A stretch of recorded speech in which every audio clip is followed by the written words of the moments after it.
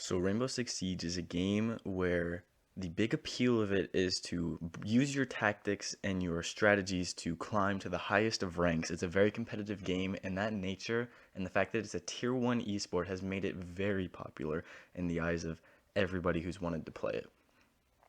But let's face the facts. Everybody's not that good.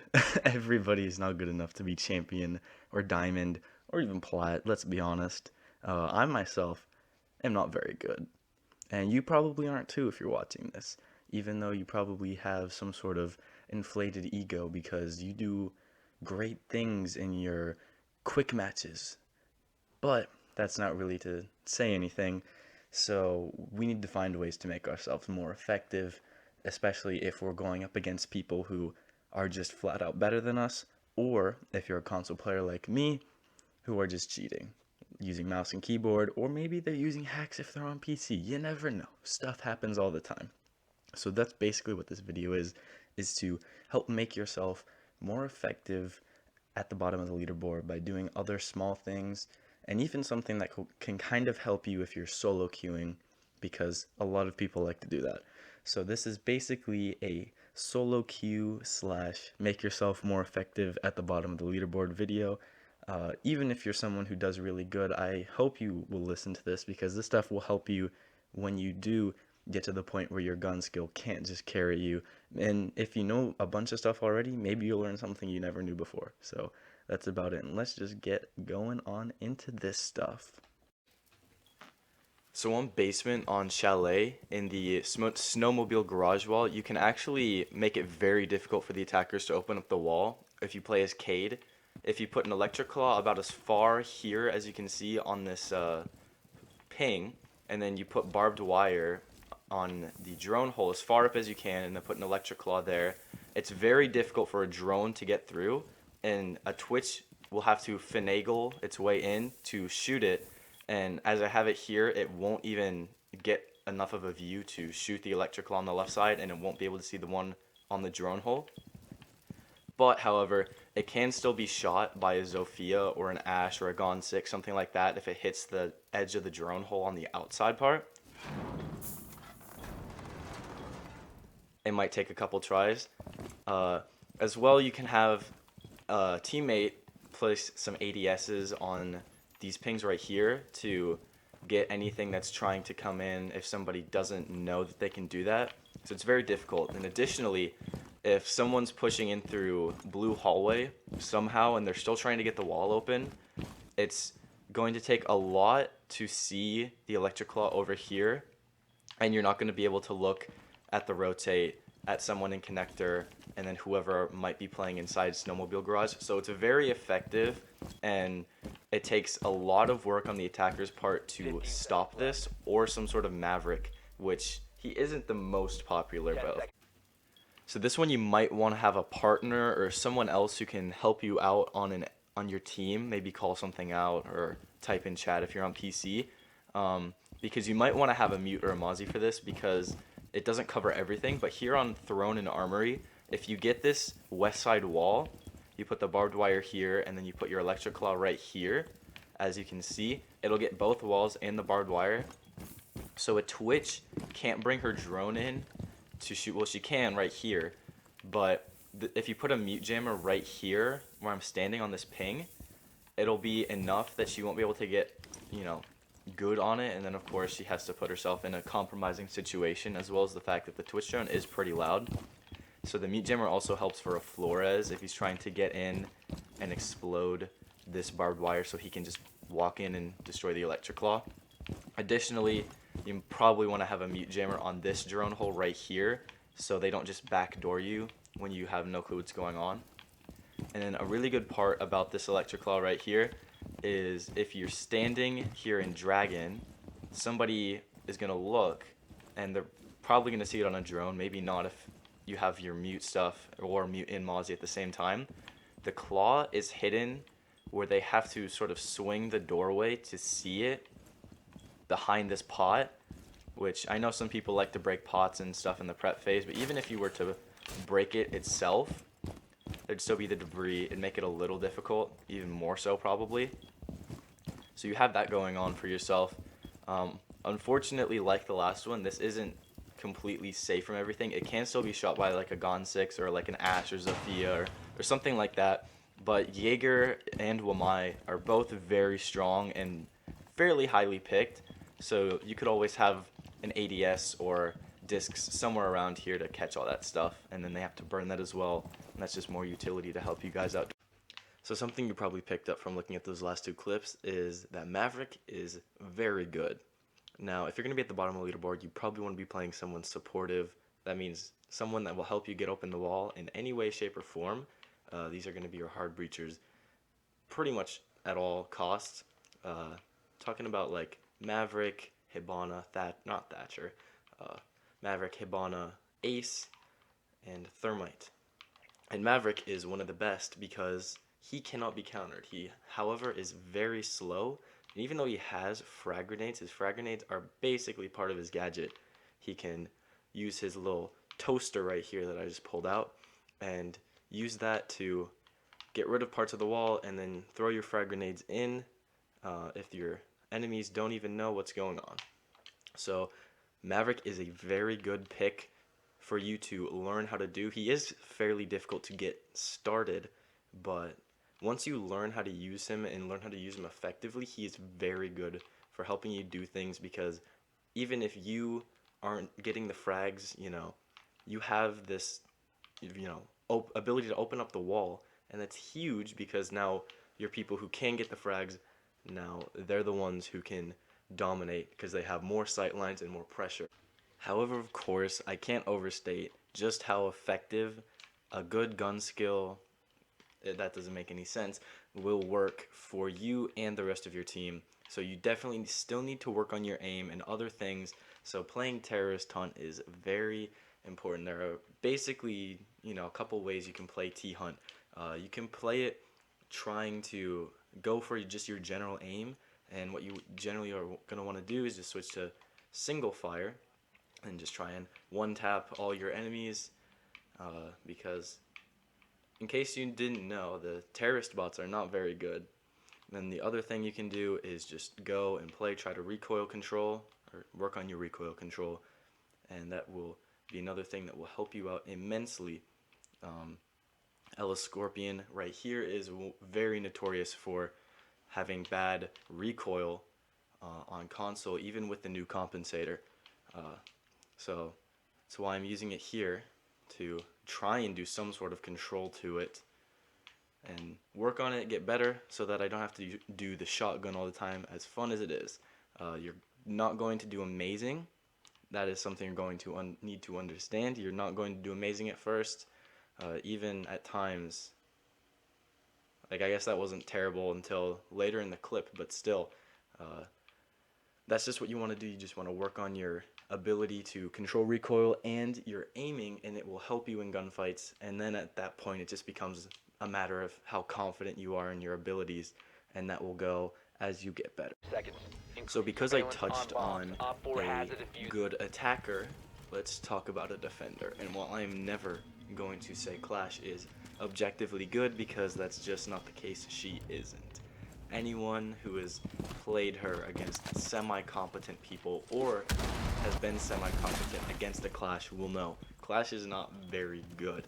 But what Clash is good at is taking people who don't really pay attention to a lot of things in the game and just play for aim, play for, kills, those sort of things, and will do very good and will slow down enemies and will help you win rounds by time, by stalling, and will weaken the opponents. So I'm going to tell a little bit of a story about Clash and this objective here.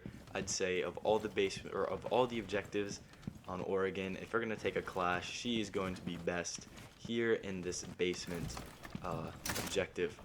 And so I had a game where I was playing with a friend against a 5-stack of plats, which is going to be very sad to all the people who, understand what I'm going to say, who, know generally how to play this game. Where the round before, I was playing as Smoke over there in Elbow, and all 5 of them rushed through this door, destroyed the shield. I was able to get back to the objective, but just completely slammed our team. I won't even lie. We weren't prepared at all. So the next round I went and I decided to take Clash instead because we didn't have a Jaeger and just because smoke didn't work out. They all five rushed through that door again, and I was aggressive, but not in a way that was too much. See, I pretty much stayed here by the barrels. What I did was anybody who came in through that door or tried to come at me or was going for this wall right here, I was going to push them back. I was not going to go at them because then they can just punch my shield. And so what I was able to do, because these people were all aim, no brain people, I'm not even gonna lie, they spent 2 minutes, all 5 of them, before one of them thought to go anywhere else. This objective, you can go freezer, you can go back stairs, you can go main stairs, you can go through one of 2 hatches. All 5 of them stayed here in bunker until 2 minutes into the round. That is very good for a defending team, and that's not something that's going to happen a lot, but what is very important for it is we won the round. I should probably say I ended up getting an assist on everybody but one because of the amount of damage I did to them with my shield, and then eventually, because they didn't want to be outsmarted, they took a Clash, had no clue how to play her, brought her here into elbow without a rotate, and got destroyed. So what I'm trying to get at here with Clash is she is a lot better than a lot of people will give her credit for, especially just slowing down people, slowing down the pace of the game. And as a defender, you want to control the pace of the game. I know a lot of people want to be fast, they want to jump out, they want to get, kill everybody in one shot, basically. That's not going to work all the time. And if the enemy team is doing that, they're going too fast for you. You need to tell them that this is your game. You need to slow them down. Clash is going to be effective, not because she's good, but because she's someone like Blitz. There are a lot of people, even who go higher into ranks, who don't like Blitz because they don't like the idea of a shield running at them and flashing them. They just don't like it. Blitz is not Blitz is not good at all. There's a reason he has one of the lowest pick rates and win rates of the attackers. I believe he has the lowest win rate. I'm probably going to get called out. Clash, I believe, has the lowest pick and win rate of all the defenders, but that's because I feel a lot of people don't really use her well, and especially with higher level people being the ones who track those stats.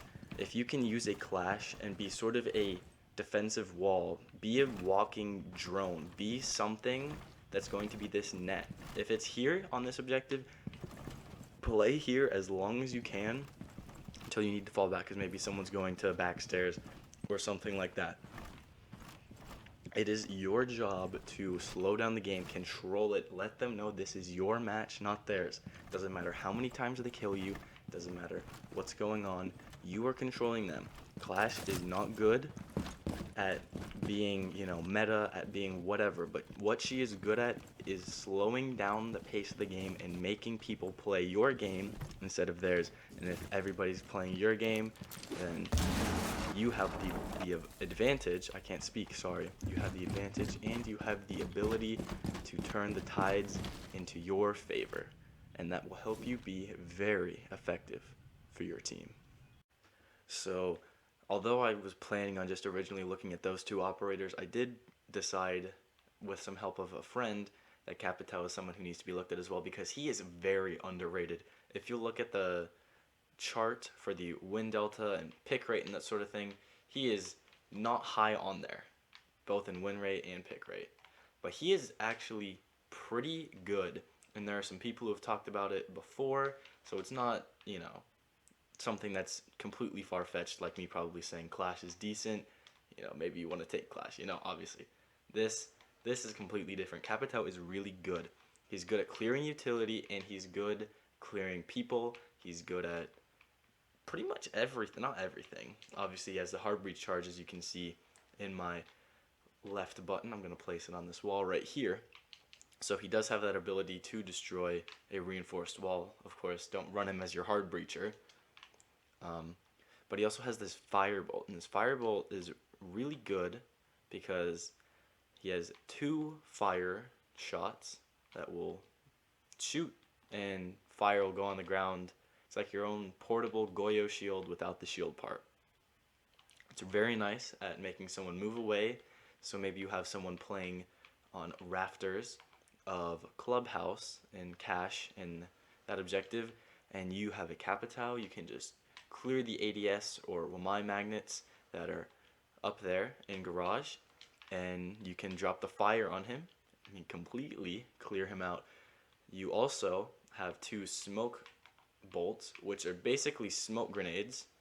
They might be better, they might be worse. I'm not exactly sure how they compare to normal smoke grenades. That's something I'd have to check on myself. But what I do know is it's nice because he has a secondary gadget, but he also still has the ability to smoke a plant. If you have a hard breacher, say Ace, very popular, he's very good, he lost his smoke grenades, so now he needs someone to help cover him for a plant involved. Twitch is pretty good. If you have a Capitao that's still alive, you can smoke out for your Ace. It's very good. And he has one of his biggest strengths with his gadget is one of the things I don't like about Zofia. So it's kind of funny that I say I really like Capitao when Zofia is pretty much the same way, is he can clear a bunch of utility because he has 4 parts of his gadget. Zofia, of course, has 4 on her. She has 2 concussions and 2 impacts. But, it's a bit different because Capitao can do that sort of thing as well. It's very good. He's also a 3-speed. His guns obviously aren't as good as Zofia's or Ash's before the nerf, but that's something you can think about doing in your own way. Still look into playing Capitao because he is pretty good. His guns are good, his gadget's good. That's about all I can say, really. So one final thing that will help make you very effective in your games at any part of the leaderboard is the ability to adapt to what the enemies are doing. Now see, you really want to be able to control the pace of a match, like I said in the whole Clash tangent I went on. But that's not always going to be the case, and so you're going to have to work on doing things yourself sometimes and adapting to what the other team did to make yourself and your chances of winning better, because a lot of times, surprisingly enough, the phrase "if it ain't broke, fix it" tends to be very popular with people in this game, and I can completely see why. So if you're playing a game and say the attackers have brought a Ying all 3 times and you lose to it because everybody keeps getting full flashed and all that, Ying's not very fun. I won't lie. I don't like her Candelas. But if that continues to happen and then by the time you go to overtime you don't have Jaeger and a Warden or something like that that will help you adapt, there is nothing that you can complain about. There's no reason to say it's my teammate's fault or this or that. That's entirely on you for not recognizing that and seeing that there needs to be a change. Like I said in the Clash thing again, I was able to recognize that the smoke wasn't working because of where they were set up, so I decided to switch to Clash, and that helped out. That, of course, one anecdote, and it's one round out of the many I've played in this game. I've had this game for years, even though I'm only like level 100 something. So I've seen it change. I've seen those sort of things. It is very good for you to learn how to adapt and play in a team mindset, even if you're solo queuing, because it will help you be very good for your team, and it will help you increase your chances of winning. And even if you're not showing up as the top fragger, you're not getting 20 kills per match, you're still doing a very good job of keeping your team in it in any way, shape, or form. So that is basically all I have to say about that for this video. So I hope you guys enjoyed it.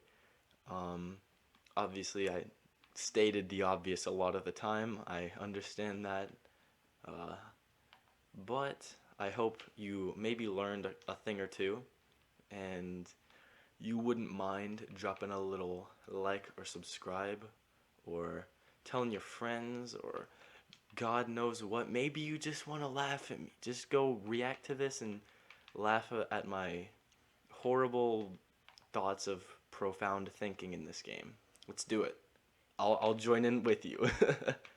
So, thank you guys so much for watching and have a damn good one.